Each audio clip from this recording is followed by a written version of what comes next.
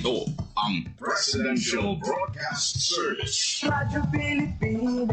Radyo Publiko ng Bagong Pilipinas para sa Bagong Pilipino. Naghahatid ng mahahalagang balita at impormasyon na guugnay ng pamahalaan sa sambayanan. Tulay sa himpapawid ng serbisyo publiko. Radyo Pilipinas. Radyo Publiko. Ang boses ng Pangulo. Sa Iloilo, Radyo Pilipinas. 585 AM. Usapang Agrikultura.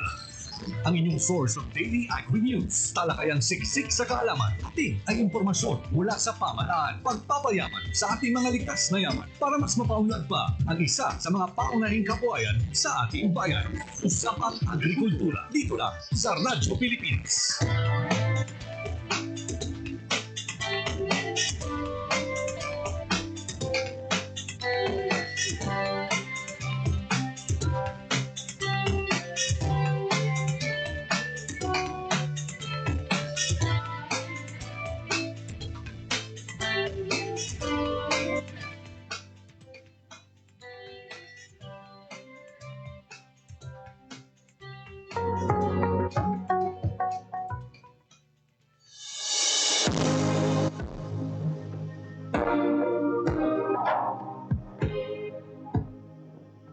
Sprang from a dream to restore the livelihood gravely hit by Super Typhoon Yolanda in 2013, Tabok Fisherfolks Association, or TAFA, came about equally carrying a burning commitment to work up their way to recovery.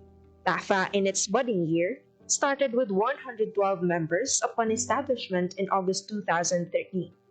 And almost a decade after putting up the People's Organization to bring relief among the residents of Tabok, Libertad, Antique, this has grew into 130 members with 72 males and 58 females who have been walking hand in hand to improve their lives after braving catastrophe. As they tread their path of reviving fishing operations, the Philippine Rural Development Project of the Department of Agriculture, through the recommendation of the Provincial Local Government Unit, directed their rather headstrong aspirations into reality, approving them a 999,950 peso Lambaklad livelihood project, which was reinforced by the Regional Project Coordination Offices under IREP component. Ang project po namin ay tinatawag na Lambaklad Livelihood Project. Ito po ay isang uri ng panghuli po ng isda na ginagamitan po ng nets and ropes. So ito po ay naka-assemble sa ilalim po ng dagat at ito po ay may mga sand o bags na pumipigil po sa nets para hindi po siya umakyat. Ito pong Lambaklad Livelihood Project po ay talagang environment-friendly gear po siya kasi ito po ay hindi nakaka-apekto sa kapaligiran. The system of fishing operates with one master fisherman or maestro, 3 rondas or watchers, and 20 busos or net pullers. The master fisherman would first assemble the busos upon signal of rondas through waving a flag queuing for another haul from the nets. Upon collection of the catch, the busos are then looking into their nets for damages and fixing them at once before they would hurl the nets for another pull-in, done 2 to 3 times per day. On the pursuit of reviving their daily source of income, the association observes a number of best practices, upholding their unifying goal to increase the income of the members by at least 59% annually, from 30,000 pesos to 47,834.11 centavos. Provide employment to at least 30 persons in the locality, and increase membership by 5% annually. On top of their initiatives are best practices.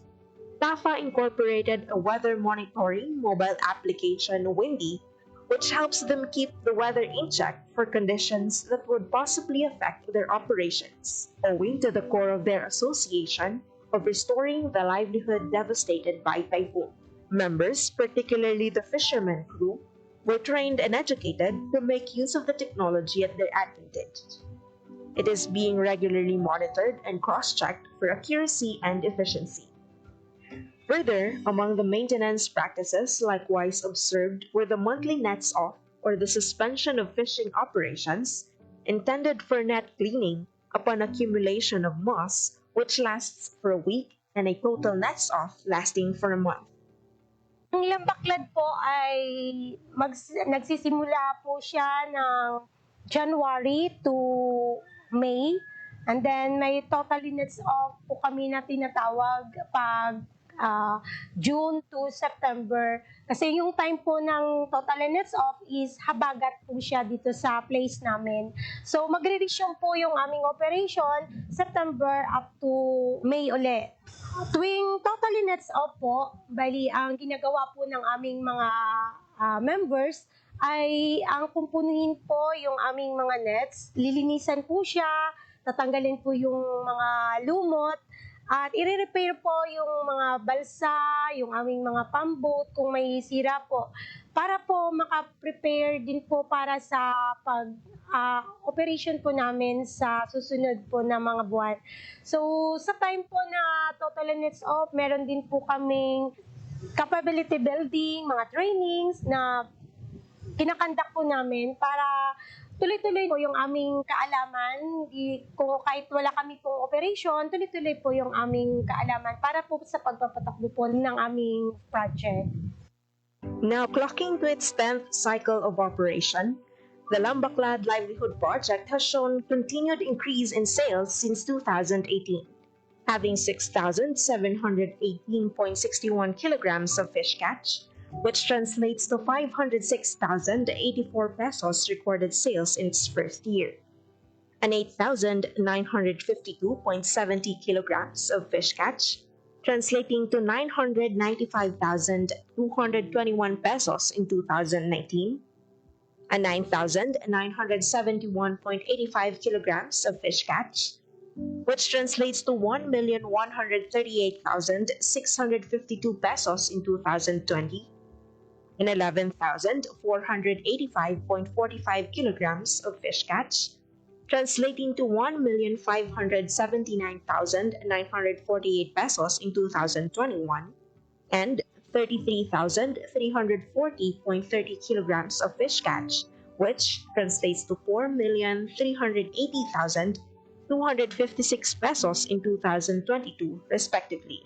Being an established organization, the profit-sharing scheme is being employed with the association, firstly compensating the rondas on duty for the day with 10% from the gross sales, whereas a weekly 30% are utilized for the fisherman crew and the remaining 60% for the association share. With TAFA's civil society organization accreditation, various grants from the regular programs of the Department of Agriculture came their way and have been an additional income-generating activity among its members. Few of these are trading capital assistance amounting to 332,100 pesos under the DA Ahmad 6, various support to enterprises, supplementing the trading capital for fish buying and selling activity of TAFA last November 5, 2021. Kung total units off po, wala po kaming lambaklad operation, so wala po kaming income. Meron naman po kaming alternate sa isa naming project na tinatawag po na Talipapa. Ang TAFA Talipapa po ay binigay din po sa amin ng regular fund ng DA na ginamit po namin para sa pagbili po ng mga isda, gulay, manok, mga karne sa mga local farmers po namin dito sa aming barangay. Yung purpose po talaga niyan is para makatulong din po sa aming mga local farmers na mabili po ang kanilang mga produkto. Nakakatulong din po yung aming Talipapa project para po sa community po namin kasi medyo malayo po kasi yung place ng bayan po namin na pumunta pa sila doon para bumili po ng kanilang mga kailangan sa kanilang mga bahay. Dahil meron na po kaming Talipapa, usually dito po talaga bumibili, lalo na po yung mga members po namin. Tanatangkilik po talaga at ng mga kalapit po namin ng mga barangay. This is coupled with the enhanced kadiwa ni Ani at Kita financial grant assistance under Type B category or logistical support, amounting to 1 million pesos for the procurement of their own delivery truck, to address the challenges in delivering their product to the market due to frequent lockdowns during pandemic. And in 2023, another enhanced Kadiwa grant amounting to 1,500,000 pesos for the procurement of equipment, materials, and labor for the expansion and operations of Lambaclad Enterprise is underway. With the expected expansion of the enterprise, it aims to employ another 20 fishermen and would open employment among the residents of Libertad Antique. Notably, as the association eyes for sustainable livelihood, they allocated 40% of their income as contingency fund, as maintenance of their fishing equipment, and as allocation for the planned expansion of the livelihood project. Para po sa aming contingency plan, meron po kaming nakalaan po na 40% mula po sa aming gross sales. Ito po ay tinatabi po talaga namin para po may magamit po kami sa maintenance po ng aming Lambaclad project. So ito rin po ay gagamitin po namin kung sakaling magkakaroon na po kami ng time na po kami ng expansion para sa isa pong unit ng aming Lambaclad. Born from a steadfast desire to recover from the damages brought by Super Typhoon Yolanda, the Lambaclad Livelihood Project has stood on its feet and has been serving hope with the fisher folks of Libertad Antique with the help of the Philippine Rural Development Project, Regional Project Coordination Office 6, DA Ahmed 6, and the Provincial and Municipal Local Government of Antique.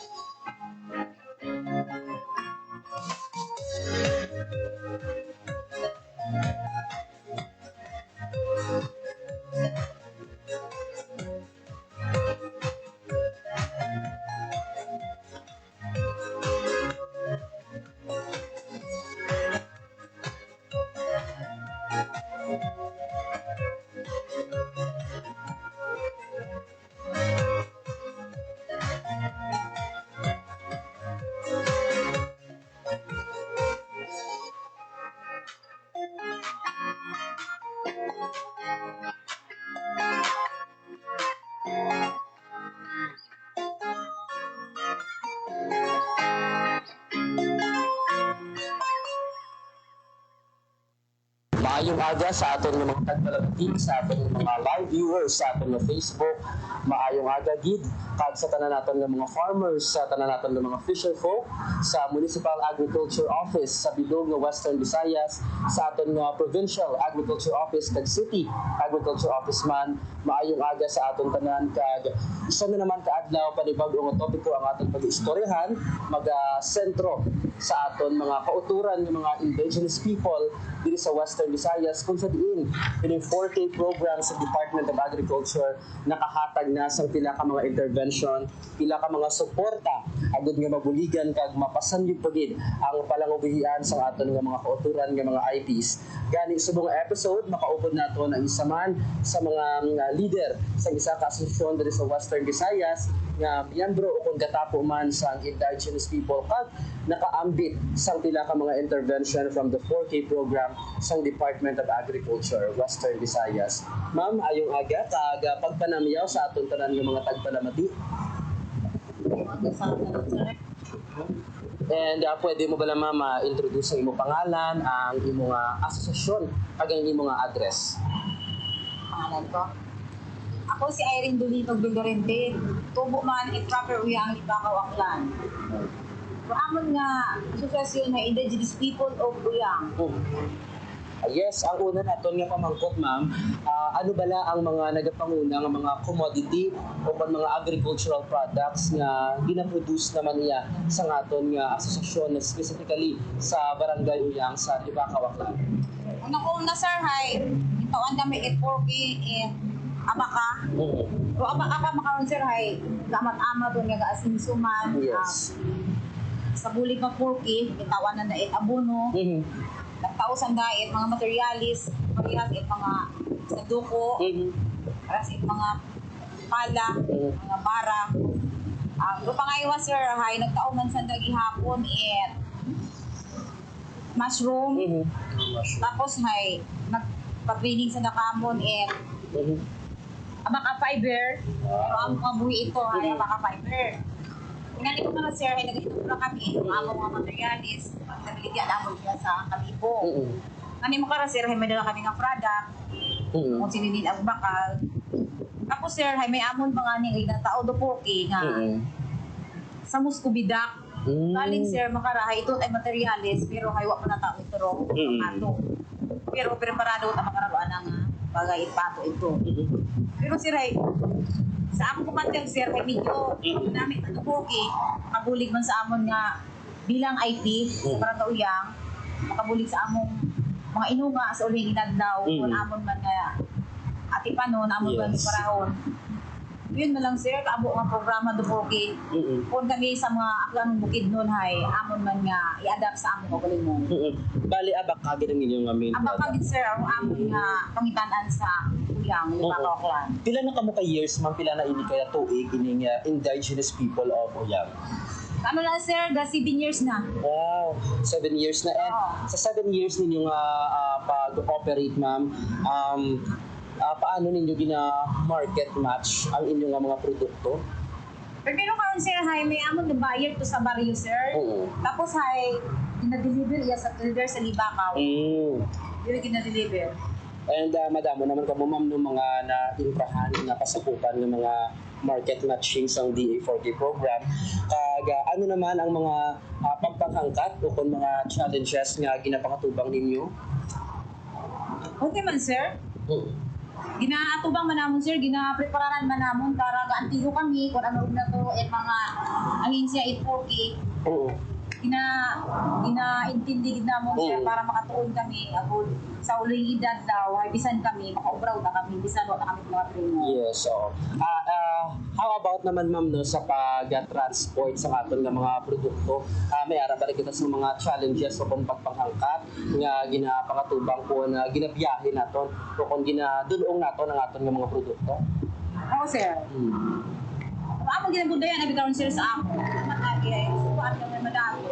Di pa ko may among produkto ay nabudayan dito kami. Kasi wa abit tulay ro among Aklan River. Ang ginahabal-habal bahalin dito sa Barangay Uyang, paadto yan sa Banwag Tibakaw, kay ginahabal-habal ang mo sir, Oo. nag-single lang motor, Oo. yun amo na budlayan dito sa amon.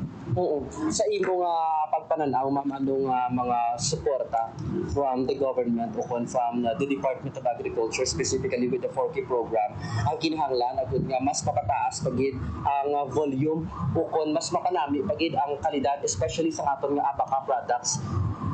Kung amo ko lang hanggang doon sir, hay kapag makain mga machine, Oo. dahil doon ako kami doon sir na baka, paagit ako sir sa Manumano, sa Manumano. dito nga, himatan sa among hindi. Oo.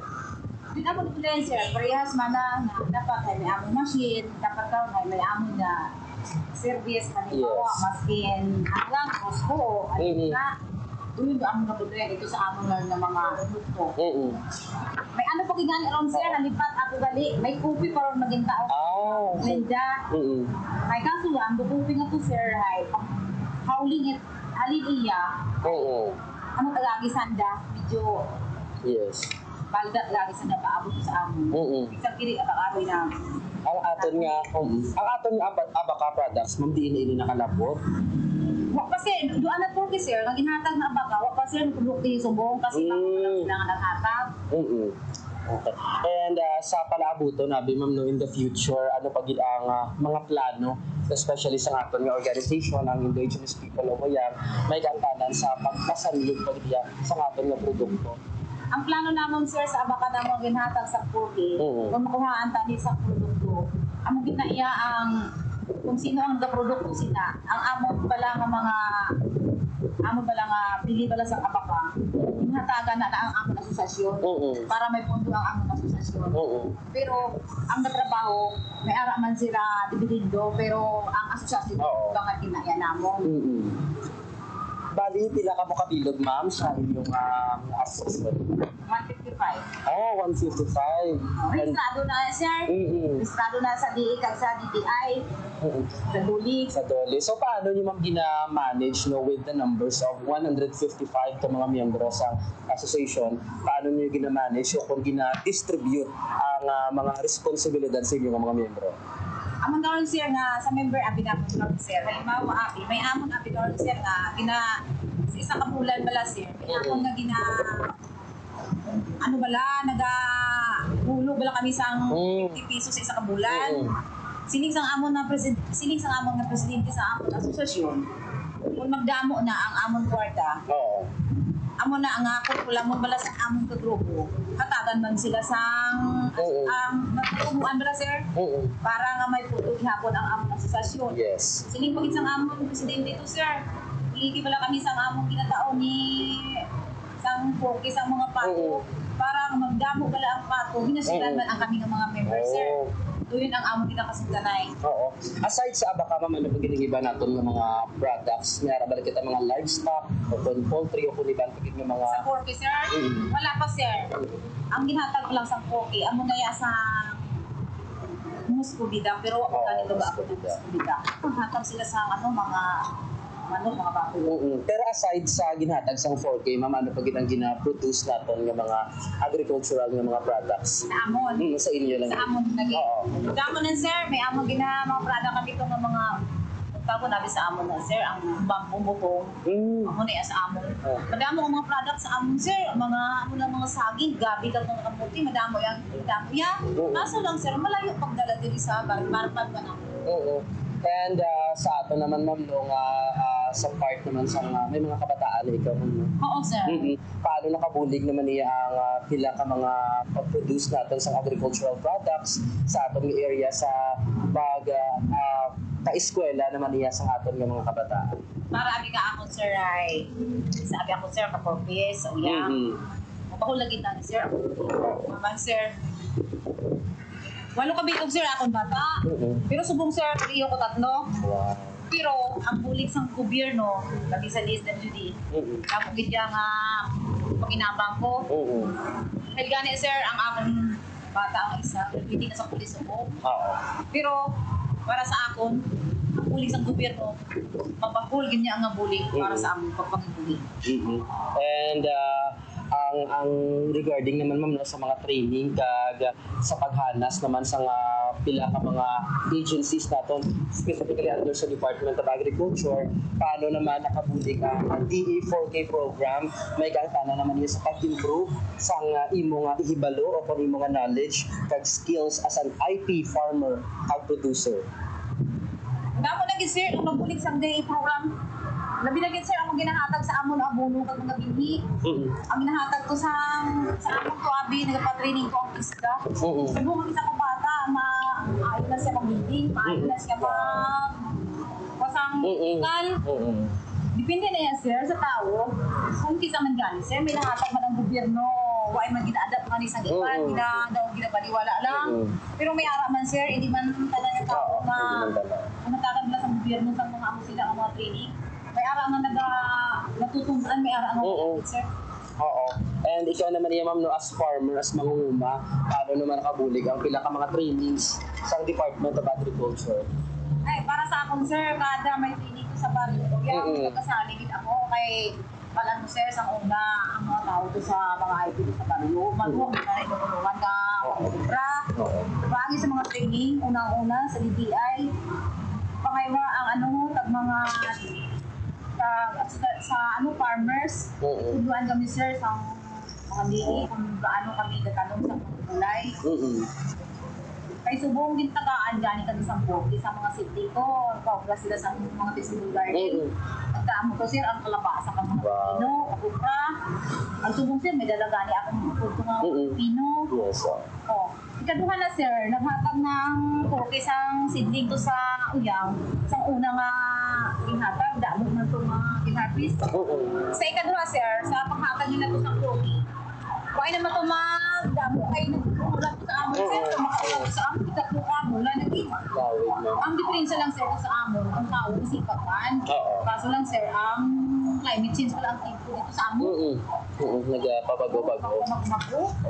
And regarding naman ma'am na sa aton nga mga bilang katapog kita o na part kita sa IT community, paano naman ang DA 40 program nagabulig sa pag-preserve sa aton nga mga cultural practices samtang gina-improve nato ng aton nga livelihood. Okay ba sir? Okay man ang bulig sa cookie sa amon. And gina-make sure ma'am no nga ang aton nga cultural bilang katapog kita sa IP community is being preserved. Kag we are so thankful man kay ang 40 program again design gid mo para sa aton nga mga IP nga mga kauturan. Sa subong ma'am, may ara ba na kita mga ongoing nga mga trainings o kon mga pagbanghanas nga ginapasakupan na gud nga mas mapasamyog pagid iya ang aton nga asosasyon. Subong sir, ang training subong nga amon nga ginapaabot karon. Pwede din kami subong karon sa Haribon. Ang Haribon subong sir, ari naman kami sa Malibo sa 8, 9, 10. Nagtitingin kami sir kung paano maputiktahan ang amon nga Aklan River watershed. Karon kay man damo-damo na subong ang kakadto sa amon nga baryo nga mga turista bala magahalin diri sa lugar. Amon yan nga trainingan namon subong nga bawal kung kini sa amon to ka tikasan. Amon naprotektahan namon subong sir. Amon subong ang training namon subong nga nag-abot ka madamo ka nga training ang kinahanglan dapat sa mga IT. And as part sa uyang indigenous people of Uyang ma'am, paano naman nakabulig iya ang pag-attend no sa pila ka mga trainings sa Department of Agriculture sa pagpadugang naman niya sa aton yung mga customer? Mahalaga gid sa sir ang sa DA program kapag training sa mga pumuluyo labi na sa mga indigenous people. Ay sa una sir, ang mga tao sa amon hindi nakabalo magpunta sa mga Pilipinas pagi sa baka. Kay gintubuan niya sa DTI. Pagpangayuan na sa ayuda sa paano ba lang makatraining ang mga tao kung di galin ang mga materialis. Tuduspo ka sila sir para makaayo ang mga tao. And curious lang ako ma'am no, bilang parte o kung kabahin sa IT community, sa subong ano nga mga practices from your ancestors naman niya sa mga aton yung mga kanunumuan ang sa gihapon nga gina-apply naton sa pagpanguma. Subong sa amon sir, ang gina-apply namon subong ginatudluan ng tali kami sa mga training kung paano mag-opera sa mga native na mga ginagamit sa panguma. Pero ang mga tao ko, why man ginagamita ang in-apply kung paano ba na mga gamit sa mga mga dati sa compost. Hindi kaya hindi makuha sa una. Ang gagamitan natin, training kami sa Caritas, wala nga lahat sa France. Paano kami mag-obra pala sa mga hilo o ginagamit pala sa mga sapat-sapat sa uma. Yes. Hindi niya makakuha, hindi na yan namon magbakal kami diri sa alam. Ako na iya, ang nabudlayan namon, damo man dami training, pero hindi gidyaman makuha ang mga ano tawag mo na, mga talaga kung sa amin, hindi na mapatay. Ang ginahatag na sa amin yung mga pagtudok. And sa nga nang ginakabahin, kita naman especially ang aton nga organization, nga nang parte sa DA4K program, ano itang una natin nga napansyagan bilang parte sa komunidad? Sa una-una, sir, damo bigya ang nag-aabot sa among lugar na umaayo gid sa among nakabulig. Nakabulig gid sa tanan namon sa una, sir. Ang nakakaiba gid subong. Nagbago na gid kami subong dahil sa pag-training, paagi sa mga experience. Mas ginawa niya tinapusan ko ang mga tao kada tuon gid sa training. Saan mo ka tinapusan, kung ikaw wala nagapamati, nag-aayo pa gid. Ganaya, sir, sa amon.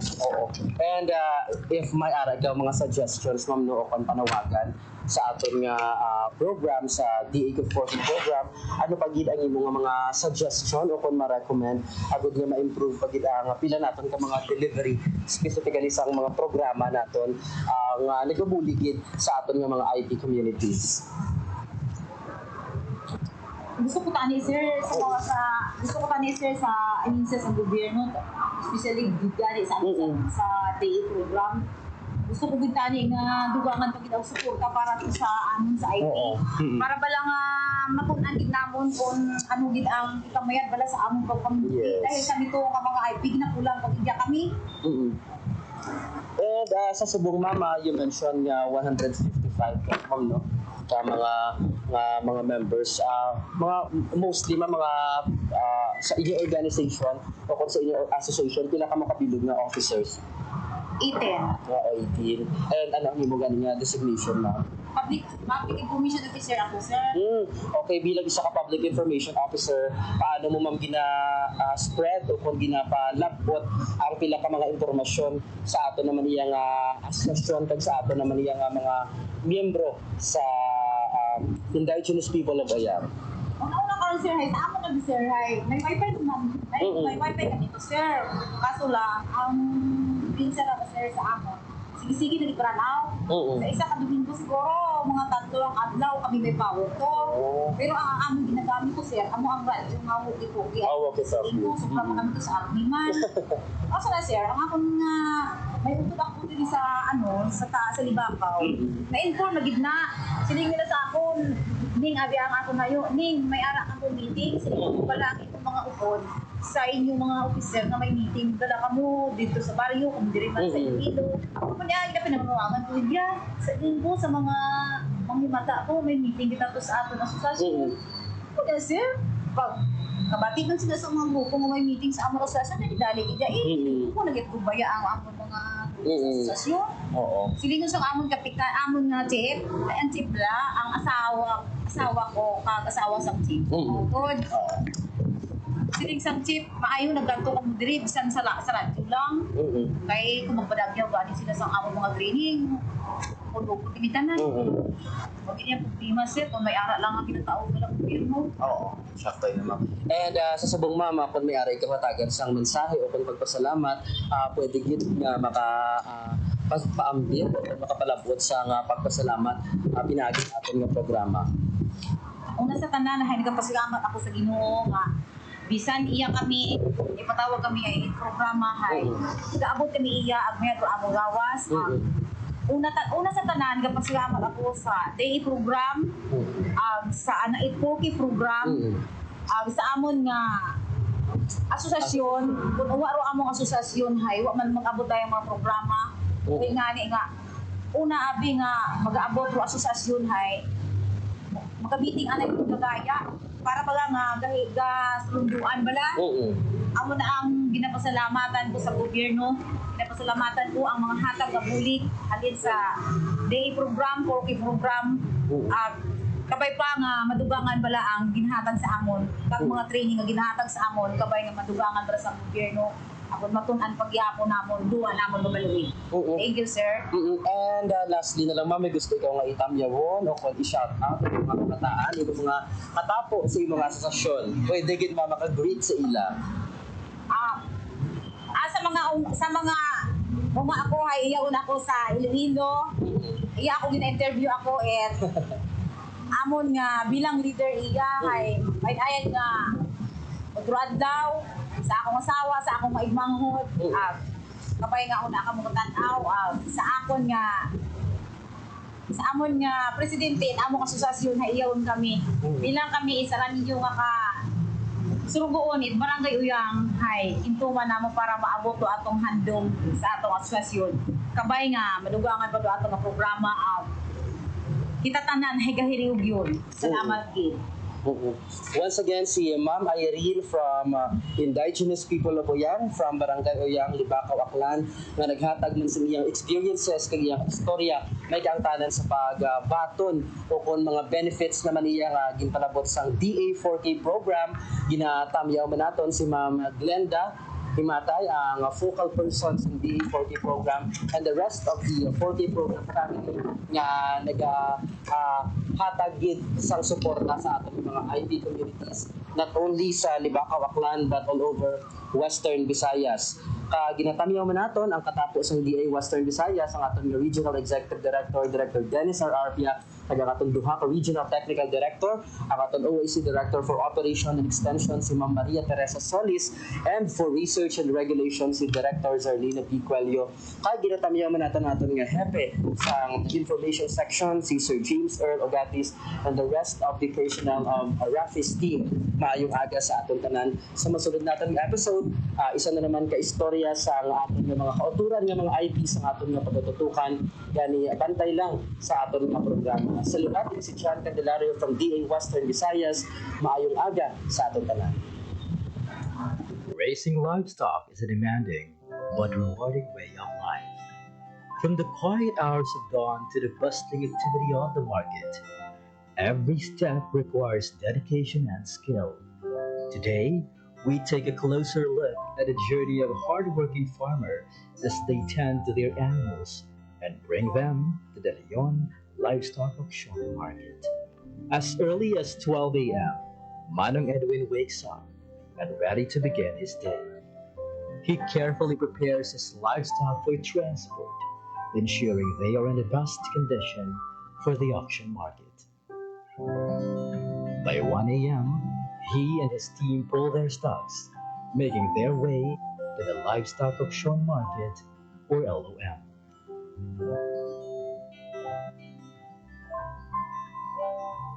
Selling livestock is not just about bringing animals to market. It's about careful selection and preparation to get the best price possible. Sellers and buyers start arriving, eager to engage in the bustling trade.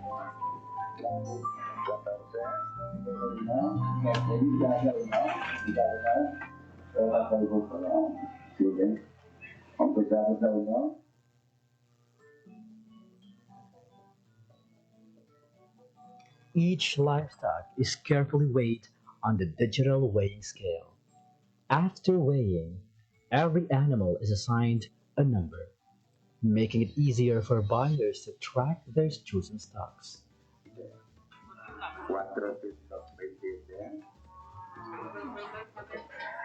Pag-abot isang baboy, before siya ikiluhon, gina-check anay ang iyang barangay certification. And then, hindi, why isang kiluhay nga matabo unless nga why pa maabot ang buyer. At saka, while nga nagakilo, katanaw man ang mga farmers na kung sabihin, mabalaan nila kung pila ang kilo sa ilang baboy. After that, ang aton nga buyer, makuha siya sa cash tickets o kung ang weighing slip nga sa diin dira ma-indicate ang kilo sa iyang baboy para nga i-presentar sang tag-iya sa buyer nga amo na ang kilo sa iyang baboy para nga ibayaran na. The livestock class and weight are recorded for transparency and accuracy. At a livestock auction market, each stock is meticulously inspected by potential buyers.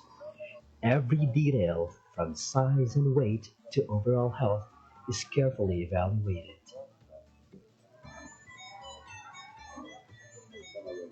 As the bidding process unfolds, buyers compete for the best livestock. In the end, the highest bidder secures the stock, ensuring a fair and competitive marketplace. Ang advantage gid ma'am kay man sang before ang mga baboy yawan kami ka pangita kang amon nga ano nga kung sinoong mabakal usually ga sa tinda lang ang dalaganan ka no mo gadlagan ang tagiya sa market then ipa ano sa manog iyaw. Unlike Subong, kung may auction market, may mga buyer kita halin sa Sagwa, sa mga city, kag sa ibang pang lugar nga nagakadto diri. So hapos lang gid ang hapos lang gid ang pagbaligya sang baboy ka mga tao diri sa Leon, usually mga member. Ang lepa kag ang mga member ya nagapasalamat gid sa LOM kay man naging matawhay, naging mahapos sa amon kung paano namon ibaligya ang amon mga baboy kag ang presyo hindi kami maperdi kang presyo sa pagbaligya ka baboy kay man sa una ang baligyaan ay pamata lang tapos kisa hindi pa sigurad ang kung pila kilo ya so kung sumahon mo kisa sa may kapital mo nga gin isa perdi ka pa. Unlike kung may loan, makakita ka mga buyer nga alin sagwa kag hindi masyadong mag-stagnant amon baboy dire sa Leon.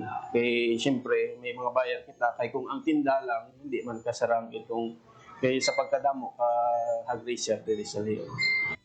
A long-standing tradition of livestock trading thrives in Leon, Iloilo.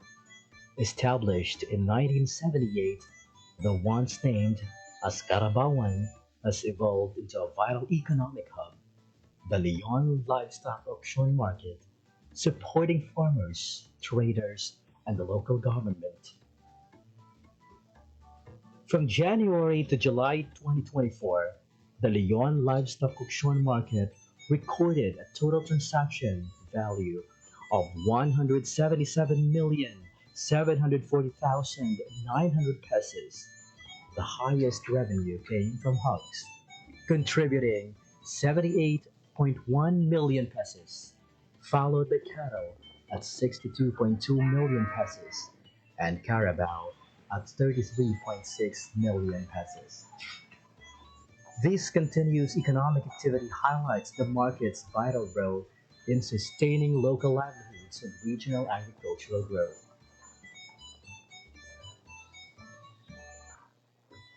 Just to give you the idea, Leon before, we have challenges now facing in the management of our livestock auction market. Well, one of those is the limited facilities that includes the shed, and then the problem on drainage, and then the manual weighing, of course. Before, we've been doing that.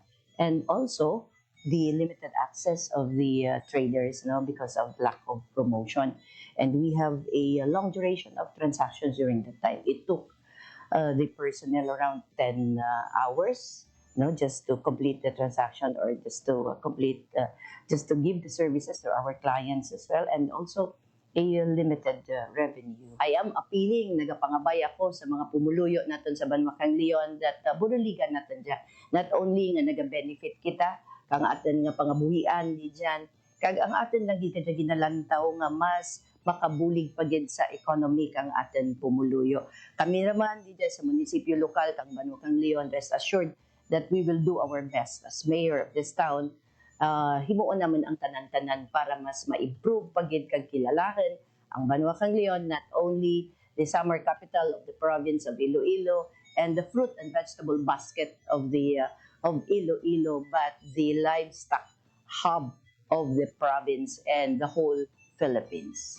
From a small trading post at the back of the municipal hall to a thriving livestock auction market, in Barangay Talakungan, Leon Livestock Auction Market has continuously adapted to the needs of farmers and traders. With the support of the Japan 2KR project and local government investments, the market has undergone major upgrades.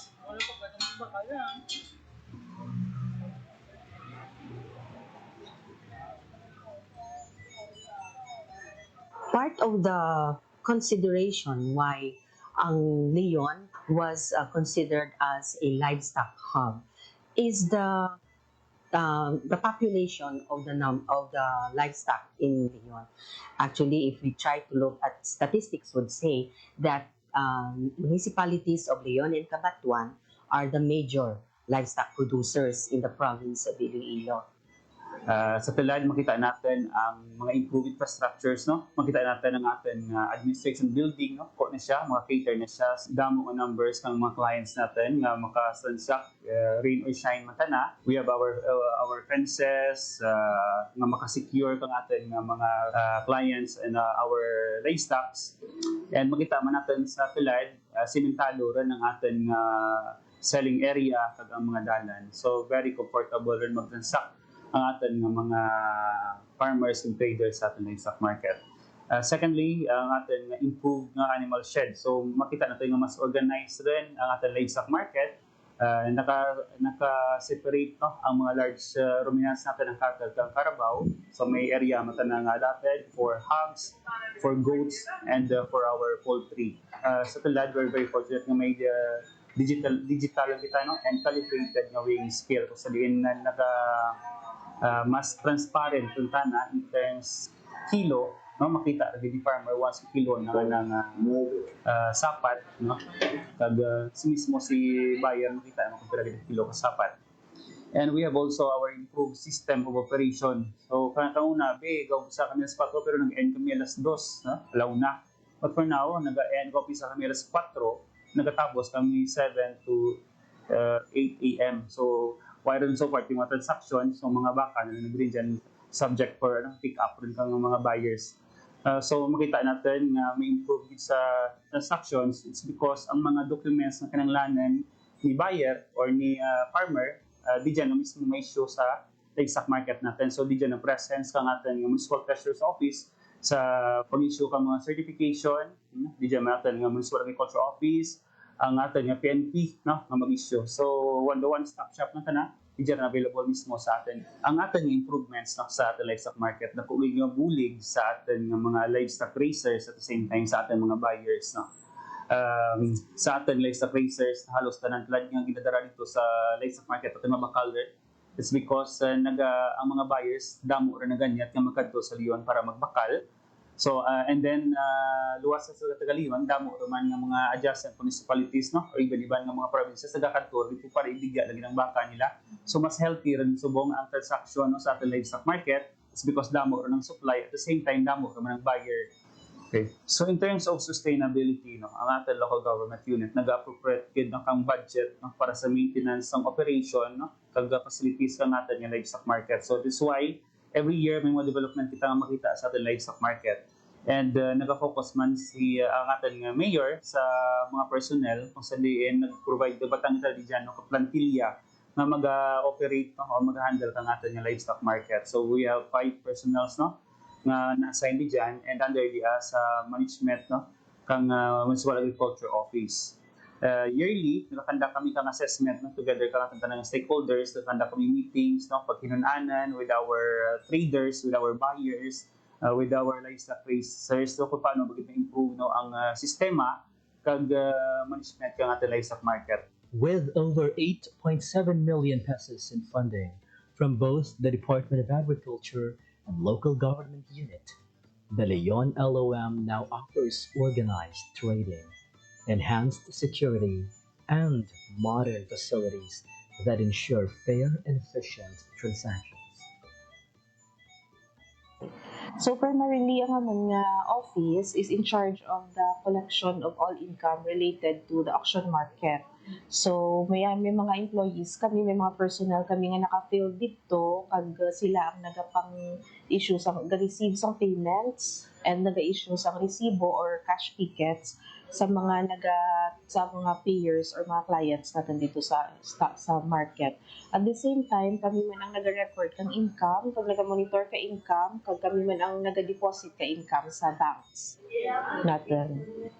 So, for auction market, nag-collect kita kang entrance fees sa mga nagasulod nga mga ruminants, ang ginatawag ng gano. And then, nag-collect man kita kang weighing fee. So, kung magamit sa nakakiluhan para magpakilo, nag-collect man kita. Also, yardage and transport fees. So, mag-in and out gani ang mga baboy or baka, nag-collect kita kang transport fees nanda or transport clearance.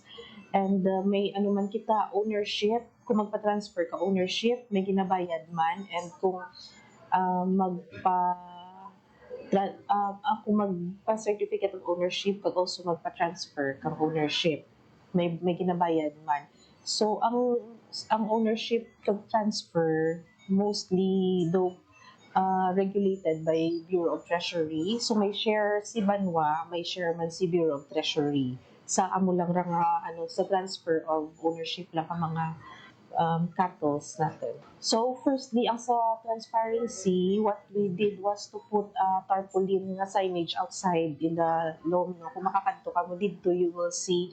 So, nakabutang dito specifically kung pila ang ginasukot for entrance fees, pila ang ginasukot for transfer, para transparent sa mga pumuluyo kung pila ilang bayad dapat. No, para ma-avoid ang mga overcharging. And also, gina-remind din naman ng mga nag-post man kami dito nga always ask for receipt. So, this is to ensure nga kung anong ginabayad ka mga farmers or mga pumuluyo, nagasulod kita na sa may kang banwa, sa pundo ka banwa, no? Para magamit natin sa mga future man ng mga projects. So, ang part ng atin nga income sa atin nga auction market is exclusively used sa market na mismo, no? So, why ta na nag-impon? But part of it, nag-impon ta na sa general fund ka munisipyo.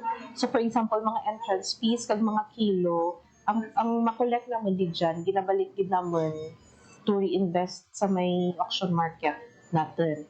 And also, aside from that, ang mga pundo nga halin sa national na ma-receive natin, ginaano man natin to improve ang ating auction market. Once a stock is sold, it is transferred to the holding shed while necessary documents are processed. Before finalizing the sale, sellers and buyers must complete all required certificates, permits, and clearances. These include the disinfection clearance, animal health care certificate, and the local transport permit. Additionally, necessary fees such as the permit fee, municipal business tax, garbage collection fees, and environmental fees must be settled. With all documents and payments in order, the transactions are completed, ensuring a seamless and efficient livestock trading process at the LOM. Behind every thriving livestock market is a team working tirelessly to keep things running smoothly. From ensuring fair trade to helping farmers and buyers connect, the Agribusiness and Marketing Assistance Division of the Department of Agriculture Western Visayas plays a key role in making the livestock auction market a success. So we have different livestock auction markets region-wide and dalawa sa ating mga auction markets or LOMs are being modernized with the help of the Department of Agriculture, AMAD, DEI, and of course with the help of Japan to KR. Isa nga dito yung Leon auction market at isa yung Sibalom auction market sa Antique. So we are regularly conducting progress monitoring ng ating project given it's a very important trading center for our livestock animals, especially dito sa probinsya ng Iloilo. And as our indicator sa kanilang performance, we are regularly monitoring the transactions. Yung volume ng transactions natin sa auction market, we are also coordinating with BEI when it comes to animal welfare. So kailangan natin i-secure na yung mga animals or livestock na dinadala sa ating auction markets are properly proper yung handling. So, isa yun sa ating sinisecure. So, part yun ng ating capacity enhancement sa ating mga management team or staff doon sa LGU Leon. Merong tayong allocation when it comes to repair and maintenance. So, kailangan natin i-repair and maintain ang ating system, the facility, because it's a shared facility for our livestock industry players, especially for our farmers, na may mapupuntahan silang tamang auction market to give them the right compensation and pricing sa kanilang animals. So we're also securing with our AMAD that we're conducting annual assessment and monitoring and planning workshop with our auction markets region-wide. So Leon is really playing a pivotal role when it comes to the livestock industry. So they already established their role as one of the most important trading centers. So hindi lang Leon municipality or mga tradera. So neighboring municipalities are coming there because isa sa mga advantage natin, as what I've mentioned, is yung transparency when it comes to the weighing sa ating mga livestock na pinapasok sa ating auction markets. The Leon Livestock Auction Market is where farmers and buyers need to ensure fair trade and sustainable livestock production.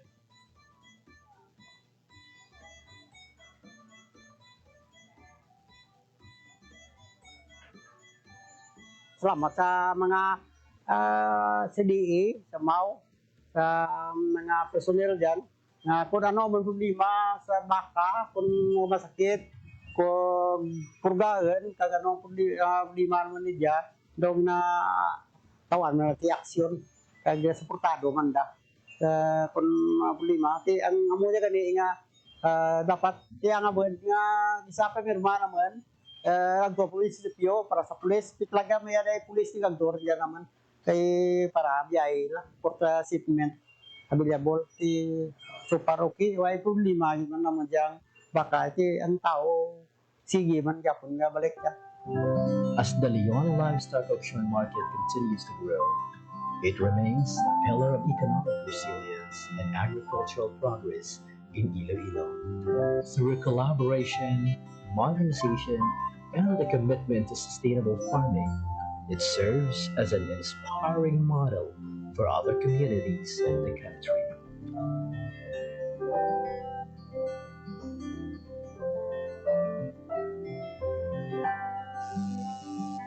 Hatid ay balita, impormasyon at sari-saring kaalaman tungkol sa sektor ng agrikultura sa ating bayan. Usapang Agrikultura kasama ang Department of Agriculture. Alamin ang mga hakbang ng administrasyon para mas mapaunlad pa ang iba't ibang industriya agrikultural at pakinggan ang mga proyektong handog sa mamamayan upang mapalako ang kanilang mga kabuhayan. Usapang Agrikultura, Lunes hanggang Biyernes, alas 5 ng umaga, dito lang sa Radyo Pilipinas.